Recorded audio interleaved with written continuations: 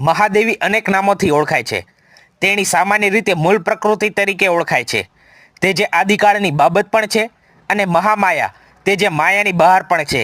દેવી ભાગવત પુરાણ અને લલિતા સહસ્ત્રનામ મહાદેવીના અસંખ્ય ઉપનામોનું વર્ણન કરે છે.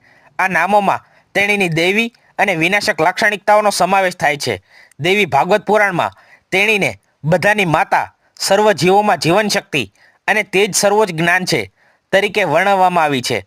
લલિતા સહસ્ત્ર નામ તેમને વિશ્વાધિકા એટલે કે તે જે બ્રહ્માંડને પાર કરે છે, સર્વગા તે જે સર્વવ્યાપી છે, વિશ્વધારિણી તે જે બ્રહ્માંડને સમર્થન આપે છે, રક્ષસ અગ્નિ તે જે રાક્ષસોને મારી નાખે છે, ભૈરવી તે જ ભયંકર છે, અને સરહારિણી તે જે નાશ કરે છે.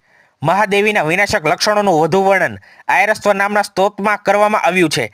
તેણીને કાલ રાત્રિ એટલે કે મૃત્યુની રાત્રિ અને નિષ્ઠા તે જ મૃત્યુ છે એમ કહેવાય છે.